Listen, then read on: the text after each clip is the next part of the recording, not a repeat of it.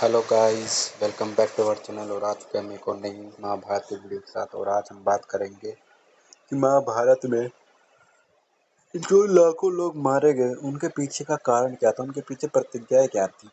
तो ये वीडियो हम दो पार्ट में बनाएंगे गाइस, क्योंकि ज़्यादा ही लंबी वीडियो हो जाएगी और आपको अच्छा नहीं लगता कि ज़्यादा लंबी वीडियो हो, तो छोटी वीडियो रहेगी और दो पार्ट में रहेगी, तो वीडियो को पूरा देखें। तो चलिए गाइस, शुरू करते हैं आज की अपनी वीडियो और बताते हैं हम इन प्रतिज्ञाओं के कारण हुआ महाभारत, मारे गए लाखों वीर योद्धा।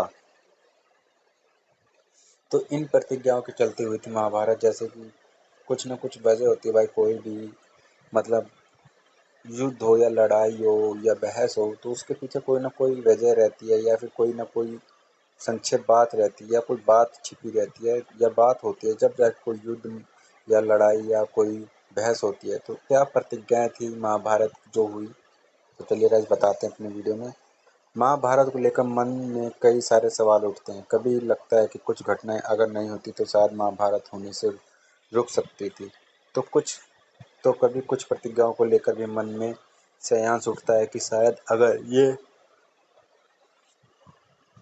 प्रतिज्ञा नहीं ली जाती तो हो सकता था कि महाभारत जैसा भीषण युद्ध ना होता।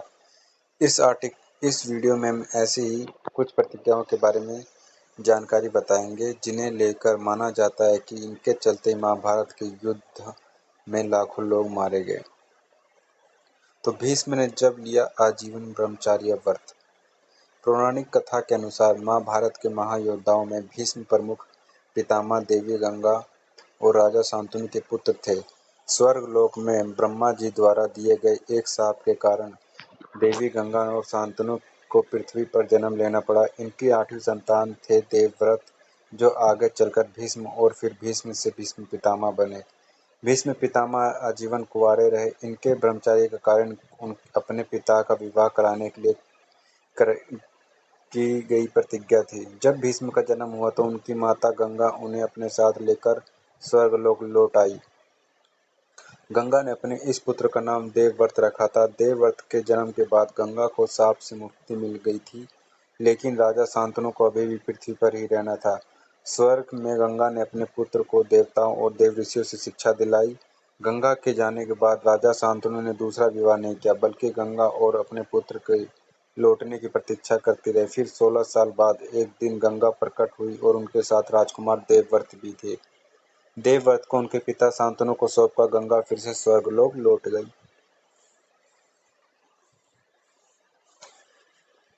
तो ऐसे मिलती है देवव्रत के भीष्म बनने की कथा।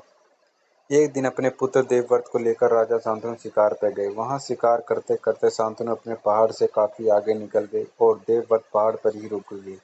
शांतनु ने रास्ते में एक जगह यमुना किनारे नाव के साथ एक अत्यंत सुंदर स्त्री को देखा, जिस देखकर वह मंत्रमुग्ध हो गए। उस स्त्री का नाम सत्यवती था, जो स्वर्ग की अप्सरा थी, लेकिन एक शाप के कारण वह पृथ्वी पर जन्मी थी। राजा शांतनु ने सत्यवती के सामने विवाह प्रस्ताव रखा तो उन्होंने शांतनु से कहा कि विवाह के संबंध में आप मेरे पिता से बात करिए। शांतनु पहुंचे सत्यवती की कुटिया। राजा शांतनु अपने और सत्यवती के विवाह के प्रस्ताव लेकर उनके घर पिता से मिलने पहुंचे। उनके पिता ने शांतनु के सामने शर्त रख दी कि वे अपनी पुत्री का विवाह शांतनु के साथ तभी कर सकते जब वह ये वचन दे कि सत्यवती का पुत्र ही हस्तिनापुर का युवराज बनेगा। शांतनु ये वचन दे नहीं सकते थे, क्योंकि शांतनु अपने पुत्र देवव्रत को युवराज घोषित कर चुके थे।